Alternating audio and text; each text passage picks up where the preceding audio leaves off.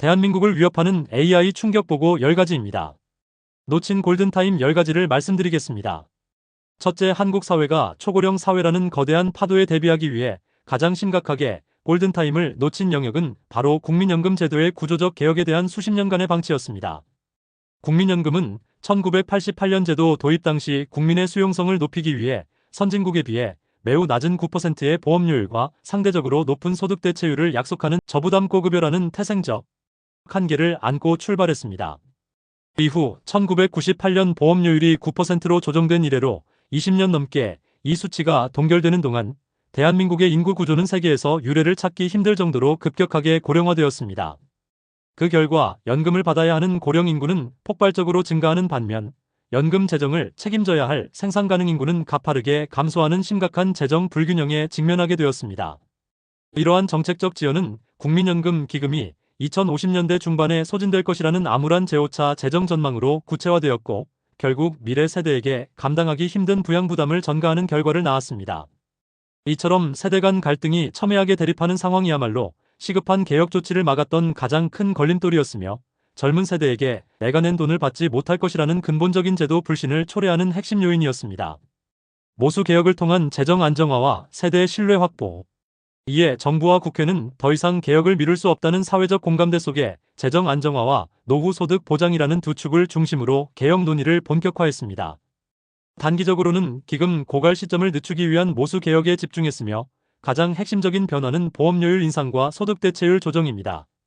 정부는 현재 9%로 동결된 국민연금 보험료율을 2026년부터 단계적으로 인상하여 최종적으로 13%까지 올리는 방안을 추진하고 있습니다.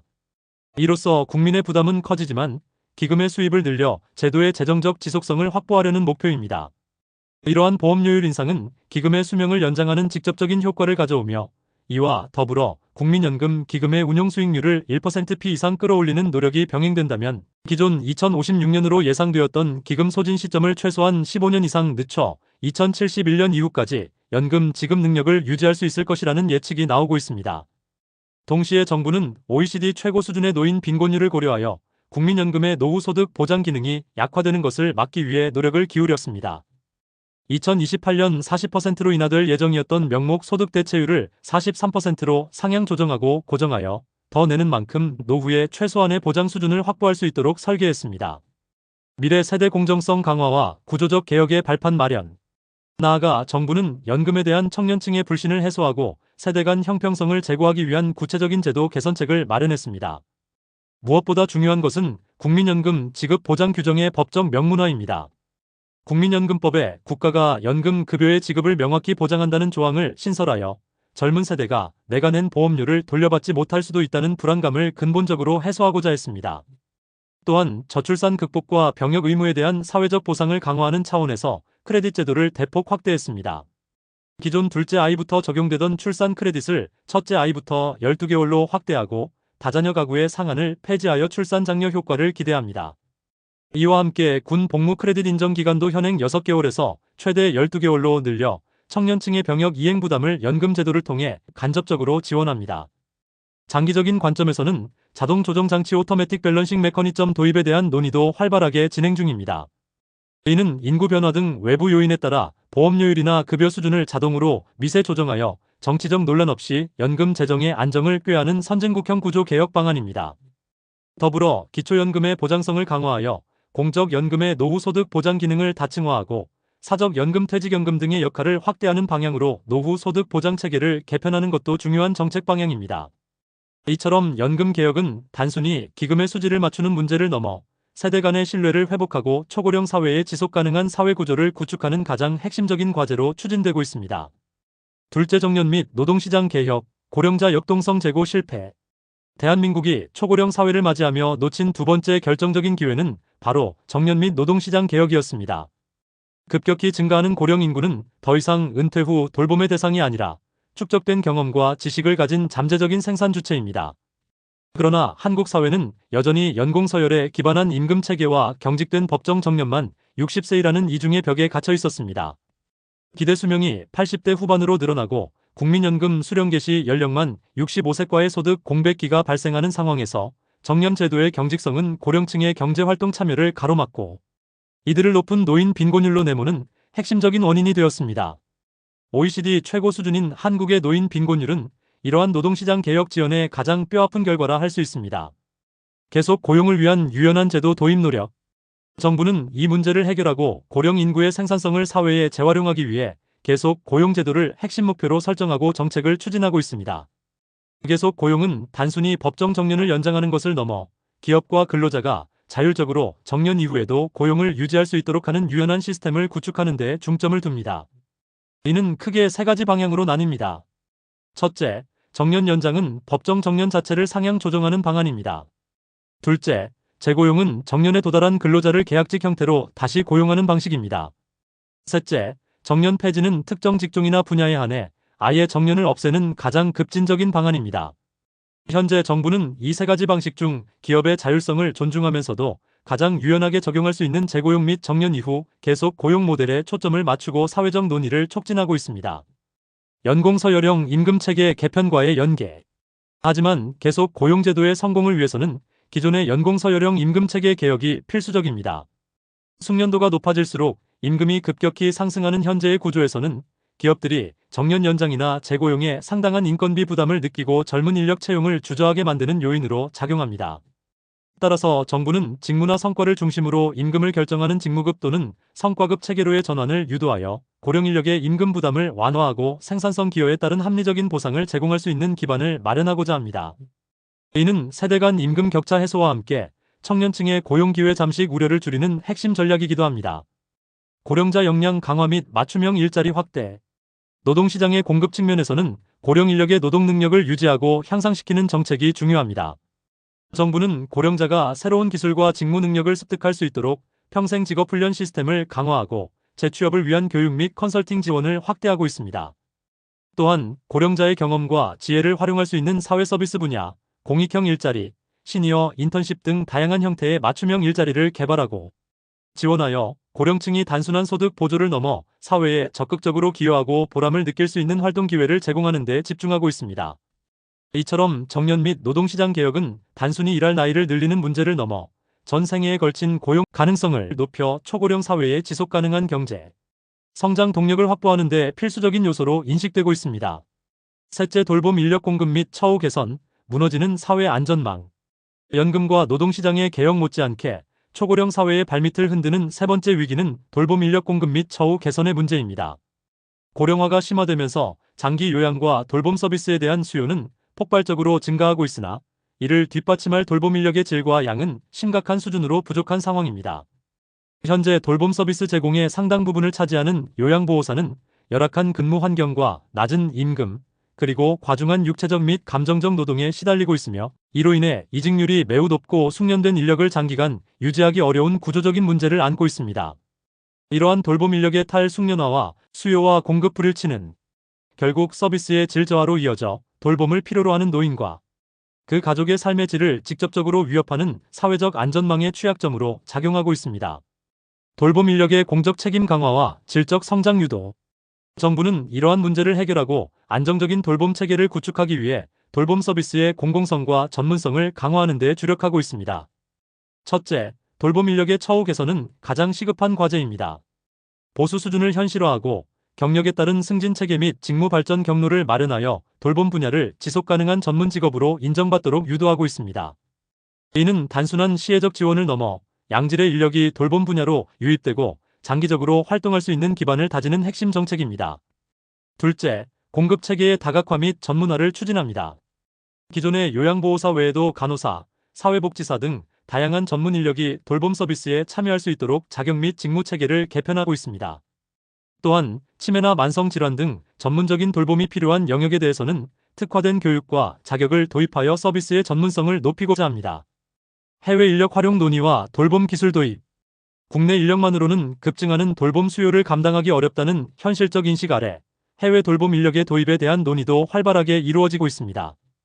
이는 낮은 임금 수준으로 인해 기피 현상이 심화되는 돌봄 노동의 현실적인 대안으로 제시되고 있지만 언어와 문화적 차이, 인권 문제 등 해결해야 할 과제 또한 산적해 있습니다. 정부는 해외 인력 도입 시 엄격한 관리 체계를 구축하고 국내 인력의 일자리 잠식 우려를 최소화하는 방안을 모색하고 있습니다. 이와 함께 돌봄 로봇이나 스마트 돌봄 기술 등 정보통신 기술 ICT를 활용한 첨단 돌봄 서비스의 도입을 가속화하고 있습니다. 이는 돌봄 인력의 육체적 부담을 줄이고 정밀하고 효율적인 서비스 제공을 가능하게 하여 한정된 인력으로도 더 많은 수요에 대응할 수 있는 미래형 돌봄 시스템을 구축하는 데 중요한 열쇠가 될 것으로 기대됩니다. 이처럼 돌봄 인력 문제에 대한 신속하고 근본적인 개혁은 초고령 사회의 사회적 연대와 지속 가능한 복지 시스템을 유지하는 데 있어 가장 중요한 인프라 투자입니다. 넷째, 저출산 극복을 위한 근본적 대책, 절박했던 인구 구조 개혁. 국가가 놓친 가장 절박하고 치명적인 골든타임은 바로 저출산 극복을 위한 근본적 대책의 시행이 지연된 것입니다. 대한민국은 현재 세계 최저 수준의 출산율로 인해 국가의 존립마저 위협받는 심각한 인구 위기에 처해 있습니다. 그동안 정부가 수백조 원의 예산을 투입했음에도 불구하고 출산율이 반등하지 못한 것은 정책의 초점이 현금 지원이나 단기적 혜택에만 머물렀을 뿐 청년들이 결혼과 출산을 포기하게 만드는 구조적이고 근본적인 장벽을 해소하지 못했기 때문입니다. 이 구조적 장벽은 과도한 양육 및 주거 비용, 일과 가정의 양립이 어려운 경직된 노동 문화, 그리고 극심한 입시 경쟁이라는 세 가지 핵심 요인으로 요약됩니다. 일과 가정 양립의 의무화와 사회적 인식 개선. 저출산 문제 해결의 핵심은 여성이 출산과 동시에 경력이 단절되는 악순환을 끊어내는 것입니다. 이를 위해 정부는 일가정 양립을 기업의 선택이 아닌 사회적 의무로 강화하는 정책을 추진하고 있습니다. 특히 남성의 육아 참여를 필수화하는 방안이 논의 중이며 배우자 출산 육아 기간을 확대하고 육아휴직 급여를 현실화하여 남성 육아 참여율을 선진국 수준으로 끌어올리려 하고 있습니다. 더불어 육아휴직을 사용하는 직장인에게 불이익이 돌아가지 않도록 고용 안정성을 법적으로 더욱 강화하고 기업들이 대체 인력을 쉽게 확보할 수 있도록 정부 차원의 지원 시스템을 구축하는 것이 중요합니다. 이는 단순히 제도를 만드는 것을 넘어 직장 내에서 육아를 여성의 몫으로 치부하는 후진적인 문화를 근본적으로 쇄신하는 사회적 캠페인과 함께 이루어져야 진정한 효과를 볼 수 있습니다. 과도한 경쟁 완화와 주거 부담 해소.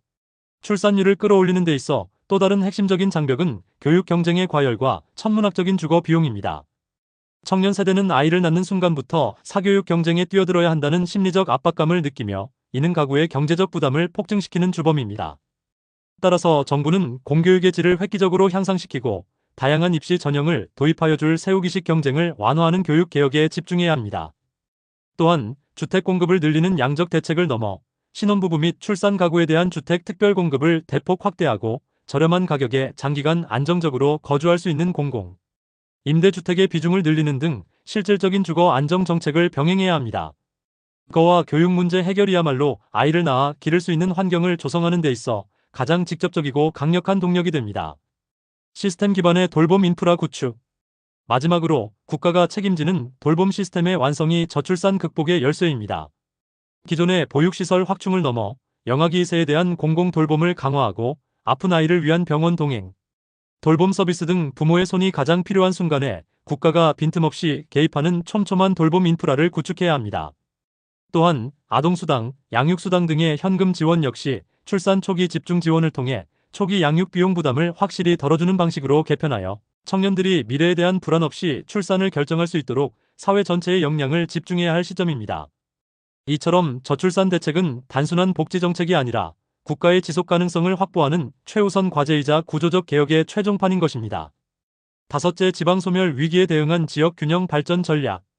대한민국이 놓친 또 다른 심각한 골든타임은 지방소멸 위기에 대한 근본적이고 선제적인 대응입니다. 수도권의 인구와 경제력이 과도하게 집중되는 블랙홀 현상이 심화되면서 농어촌 및 중소도시 지역에서는 인구 감소와 고령화가 가속화되고 있습니다. 이러한 지역 격차와 불균형 발전은 단순한 경제 문제가 아니라 지역 공동체의 붕괴와 국토 전체의 활력 저하로 이어지는 국가적 위기입니다. 인구 유출로 인해 학교, 병원, 대중교통 등 필수적인 사회 인프라가 기능을 상실하고 결국 남은 주민들의 삶의 질까지 심각하게 저하되는 악순환이 반복되고 있음에도 불구하고 정부의 지역 균형 발전 정책은 그동안 수도권 집중을 막기보다는 나눠주기식 예산 배분이나 단기적인 사업 유치에 머물러 실질적인 효과를 거두지 못했습니다. 두 개의 대한민국 문제 해결을 위한 자립형 특화 발전. 지방소멸 위기를 극복하고 지속가능한 국가 발전을 이루기 위해서는 지방을 수도권의 축소판이 아닌 스스로 경쟁력을 갖춘 자립형 거점으로 육성해야 합니다. 정부는 지방의 특성과 잠재력을 극대화할 수 있는 지역 특화 산업 육성에 전폭적으로 투자하고 있습니다. 예를 들어 특정 지역의 농수산물, 문화유산 또는 혁신적인 연구 개발 역량을 엮어 고부가가치 산업 클러스터를 조성하는 것입니다. 이와 연계하여 지방대학이 해당 지역 산업의 인재 양성 전진기지 역할을 수행하도록 대학 규제를 완화하고 지역 산업 맞춤형 교육 과정을 대폭 확대하는 지역 혁신 중심 대학 시스템 RISE를 도입하여 젊은 인구가 학업과 취업을 위해 수도권으로 유출되는 고리를 끊어내려 합니다. 이주 정착 지원 강화와 생활 인프라의 재구축, 지방의 정주 여건을 개선하고 인구 유입을 촉진하기 위한 정책도 병행됩니다. 특히 은퇴 세대나 귀농귀촌 인구의 안정적인 정착을 돕기 위해 주택 공급 지원, 농지 구입 자금 대출, 그리고 의료 및 문화 인프라 확충에 대한 투자가 강화되어야 합니다. 또한 지방 소멸의 가장 큰 원인 중 하나인 의료 취약지 문제를 해결하기 위해 공공병원 설립 및 운영을 확대하고 원격 의료 및 닥터 헬기 도입 등을 통해 응급 상황 대응 능력을 강화해야 합니다. 이처럼 주거, 교육, 의료의 기본적인 생활 인프라를 수도권 수준에 근접하게 끌어올리는 정책이야말로 지방에서 삶의 터전을 일구고자 하는 사람들에게 가장 강력한 유인책이 될 수 있습니다. 행정 권한의 지방 이양을 통한 자율성 제고. 궁극적으로 지역 균형 발전은 중앙정부가 독점하고 있는 권한을 지방으로 과감하게 이양하여 각 지역이 자기 결정권을 가지고 특색 있는 정책을 펼칠 수 있는 분권화 디센트럴리제이션을 통해서만 완성될 수 있습니다. 정부는 지방자치단체의 재정 자율성을 확대하고 규제 특례를 부여하여 지역 맞춤형 개발 사업을 추진할 수 있는 기반을 마련해야 합니다. 예를 들어 교육, 보건, 고용 등 지방의 특성에 맞는 정책을 스스로 설계하고 집행할 수 있도록 지역별 특구 지정을 확대하고 있습니다. 이러한 분권화는 지방정부의 책임감을 높이고 중앙의 획일적인 정책에서 벗어나 지역 주민의 수요를 직접 반영하는 행정을 가능하게 하여 지방을 역동적이고 살기 좋은 공간으로 재창조하는 데 결정적인 역할을 할 것입니다. 여섯째, 국가 채무 및 재정 준칙 확립, 무방비로 불어난 미래의 빚. 대한민국의 지속 가능한 성장을 가로막는 여섯 번째 위기는 국가 채무의 급격한 증가와 재정 건전성을 확보할 수 있는 준칙 확립의 지연이었습니다. 특히 코로나19 팬데믹을 거치며 확장 재정 기조가 불가피하게 이어지는 과정에서 국가 채무는 국내 총생산 GDP 대비 50% 수준을 넘어서며 급격히 불어났습니다. 문제는 이러한 채무 증가가 단순히 경제 위기 대응을 넘어 느슨한 재정 운용 관행과 맞물려 미래 세대에게 갚아야 할 빚을 눈덩이처럼 키우고 있다는 점입니다. 선진국에 비해 아직 절대적인 채무 규모가 낮은 편이라는 주장이 있지만 저출산과 고령화로 인해 생산 가능 인구가 급감하는 한국의 특성상 미래 세대가 감당해야 할 실질적인 부담은 훨씬 심각합니다.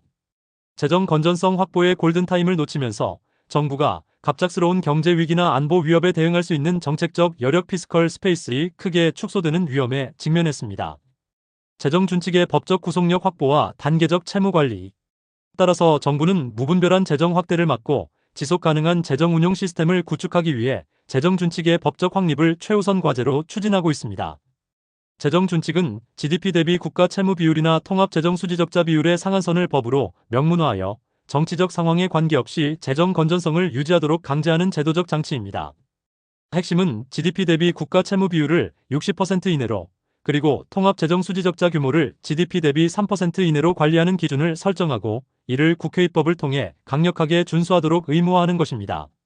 물론 경기 침체 등 불가피한 상황에서는 일시적으로 준칙을 유예할 수 있는 예외 조항을 두되 그 해소 방안과 기간을 명확히 제시하여 재정 회복의 노력을 게을리하지 않도록 해야 합니다. 강력한 세출 구조 조정과 재정 효율화 추진. 재정 건전성 확보의 또 다른 축은 지출 측면의 구조 조정입니다.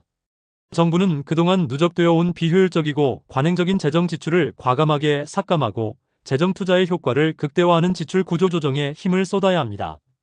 특히 연금, 의료, 복지 등 급증하는 의무 지출에 대한 지출 효율화 방안을 마련하고 모든 재정 사업에 대해 성과 평가를 강화하여 국민의 세금이 꼭 필요한 곳에 가장 효과적인 방식으로 쓰이도록 감시해야 합니다. 지하 경제 양성화를 통한 세수 확보 노력과 더불어 국가 자산의 효율적 관리를 통해 잠재적인 수입원을 다각화하는 노력도 병행되어야 합니다.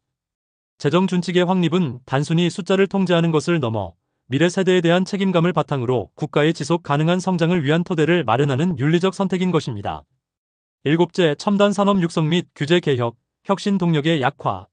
대한민국의 미래 먹거리를 좌우하는 일곱 번째 골든타임은 첨단 산업 육성 및 시대착 오적 규제에 대한 개혁의 지연이었습니다.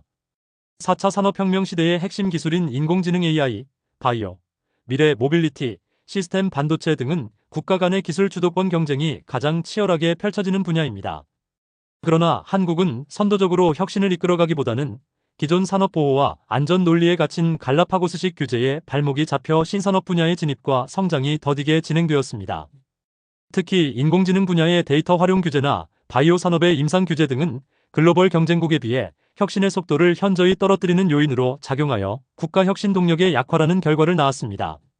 신속한 네거티브 규제 전환과 규제 샌드박스 활성화.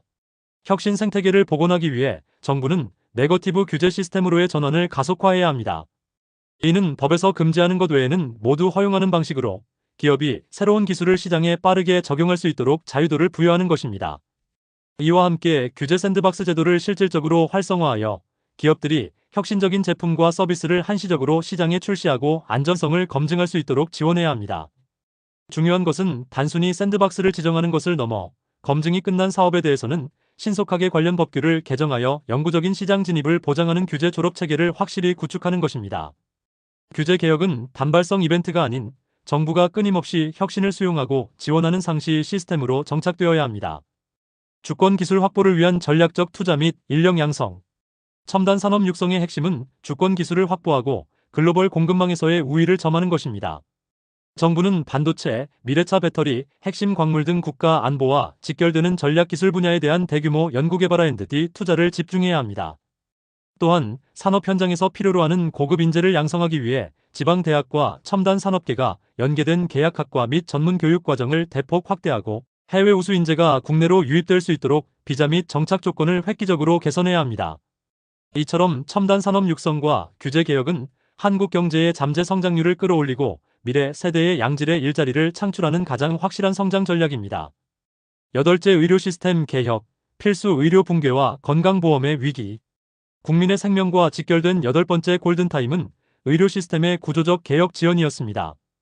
현재 대한민국 의료 시스템은 세계 최고 수준의 접근성을 자랑하지만 그 이면에는 필수 의료 소화과 산부인과 외과 등 붕괴와 지역 간 의료 격차 심화라는 심각한 그림자가 드리워져 있습니다.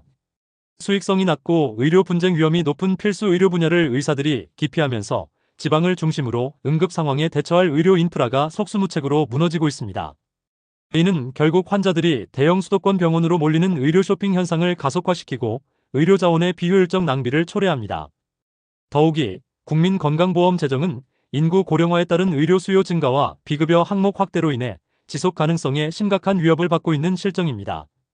필수 의료 강화 및 지역 의료 인력 확충.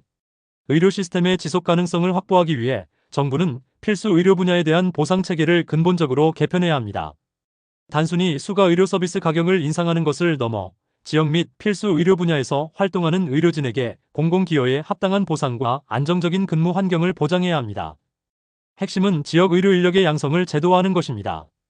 의과대학 정원을 늘리고 지역 내에서 의사가 교육 수련 근무까지 전 생애 주기를 안정적으로 보낼 수 있도록 지역 의사제나 계약형 의사제 등 강제성을 띤 정책을 도입하여 의료 인력의 지방 정착을 유도해야 합니다. 이를 통해 지역 주민들이 가까운 곳에서 양질의 의료 서비스를 이용할 수 있도록 지역 거점 공공병원의 역할과 기능을 대폭 강화해야 합니다. 건강보험 재정 건전화와 의료 서비스 효율화. 동시에 국민건강보험 제도의 지속 가능성을 위한 고강도 개혁이 필요합니다. 정부는 과도한 의료 이용을 막기 위해 본인 부담률을 합리적으로 조정하고 특히 건강보험 재정 낭비의 주범으로 지목되는 비급여 항목에 대한 관리 및 통제를 강화해야 합니다. 또한 만성질환 관리나 예방 중심의 1차 의료 프라이머리 케어 기능을 강화하여 환자가 병이 깊어지기 전에 지역병의원에서 적절한 관리를 받도록 유도함으로써 대형 병원의 부담을 줄이고 전체 의료 시스템의 효율성을 높여야 합니다. 이러한 의료 시스템 개혁은 단순히 의사와 환자의 문제를 넘어 국민 전체의 건강권과 생명권을 보장하는 근본적인 사회계약을 재정립하는 과정입니다. 9째 교육개혁, 미래, 인재 양성 실패와 대학의 위기.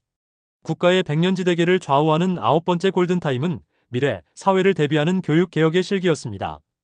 대한민국 교육은 여전히 주입식 지식 암기와 정답 찾기 경쟁이라는 낡은 틀에 갇혀 창의적 사고력과 문제 해결 능력을 갖춘 미래, 인재를 양성하는 데 실패했습니다.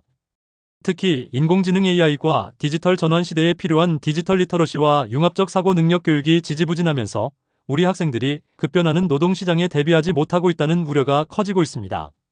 또한 수도권 집중 현상과 맞물려 지방대학의 경쟁력 약화와 소멸 위기가 현실화되면서 지역 인재 양성 시스템 자체가 붕괴하는 심각한 상황에 놓였습니다. 대학의 자율성 확대와 규제 완화를 통한 혁신 유도. 교육개혁의 핵심은 획일적인 규제를 철폐하고 대학의 자율적인 혁신을 촉진하는 데 있습니다. 정부는 대학이 학생 정원, 학과 신설 및 폐지, 그리고 교육과정을 시장의 수요와 지역 산업의 특성에 맞게 유연하게 조정할 수 있도록 관련 법규와 재정 지원 시스템을 대폭 개편해야 합니다. 특히 지방대학이 지역 특화 산업과 연계된 특성화된 교육과정을 운영하도록 지원하여 청년들이 수도권으로 가지 않고도 양질의 교육을 받고 지역에 정착할 수 있는 선순환 구조를 만들어야 합니다. 이는 앞서 언급된 지역 균형 발전 전략과도 긴밀하게 연결되는 정책축입니다. 인공지능 기반의 맞춤형 교육 도입 및 공교육 혁신. 초중등 교육에서는 미래형 학습 환경을 구축하는 것이 시급합니다. 인공지능 AI 기반의 맞춤형 학습 시스템을 도입하여 학생 개개인의 수준과 속도에 맞는 교육을 제공함으로써 사교육 의존도를 낮추고 공교육의 질을 획기적으로 높여야 합니다. 교육 내용은 단순 지식 전달에서 벗어나 토론, 프로젝트 학습, 융합교과 등 창의력과 협업 능력을 기르는 방식으로 전환되어야 하며 교사의 역할 역시 단순 지식 전달자에서 학습 코치 및 멘토로 변화하도록 교원 연수 및 처우 개선이 병행되어야 합니다. 또한 대학 입시 제도를 단순화하고 예측 가능성을 높여 지나친 입시 경쟁을 완화하고 청년들이 진로 탐색과 적성 개발에 집중할 수 있는 환경을 조성하는 것이 교육개혁의 궁극적인 목표입니다. 10번째 기후 변화 및 환경 위기 대응, 미뤄진 녹색 전환의 숙제. 마지막 10번째 골든타임은 기후 변화 및 환경 위기에 대한 국가적인 대응 전략의 미흡이었습니다. 전 세계가 탄소 중립 넷지로를 향해 급속도로 전환하고 있는 상황에서 한국은 탄소 배출량이 많은 제조업 비중이 높고 재생에너지 전환 속도가 더디다는 구조적 약점을 안고 있습니다. 이러한 전환 지연은 단순한 환경 문제를 넘어 유럽연합 이후의 탄소 국경 조정 메커니즘 CBAM과 같은 국제적인 녹색 무역 장벽에 직면하게 만들며 한국 수출 기업의 경쟁력 약화와 국가 경제 전반의 위협으로 다가왔습니다. 기후 변화의 물리적 위험, 즉 가뭄, 홍수, 이상 기온 등으로 인한 사회적 비용 증가 또한 무시할 수 없는 수준에 이르렀습니다. 2050 탄소 중립 로드맵의 구체화 및 실행력 확보. 기후 위기 대응의 핵심은 2050 탄소 중립 목표를 달성하기 위한 구체적이고 실현 가능한 로드맵을 수립하고 강력하게 실행하는 것입니다. 정부는 재생에너지 발전 비중을 획기적으로 늘리기 위한 대규모 투자를 단행하고 태양광, 풍력 등 신재생 에너지 인프라 구축에 대한 규제를 완화하며 전력망을 안정화하는 작업을 가속화해야 합니다. 특히 산업 부문의 탄소 감축을 유도하기 위해 탄소 배출권 거래 JTS의 효율성과 시장 기능을 강화하고 저탄소 기술 개발에 대한 세제 지원 및 금융 지원을 대폭 확대하여 기업들의 자발적인 녹색 전환을 촉진해야 합니다. 기후 기술 개발 및 녹색 금융 활성화. 또한 기후 기술 개발에 대한 투자를 국가적인 최우선 전략으로 설정하고 에너지 효율 향상, 탄소 포집 활용 저장 CCUS, 수소 경제 등 미래 유망 기술 분야에서 세계적인 기술 주도권을 확보해야 합니다. 이를 뒷받침하기 위해 녹색 금융 그린 퍼낸스 시스템을 활성화하여 친환경 기술과 프로젝트에 대한 민간 및 공공 자금의 유입을 촉진해야 합니다.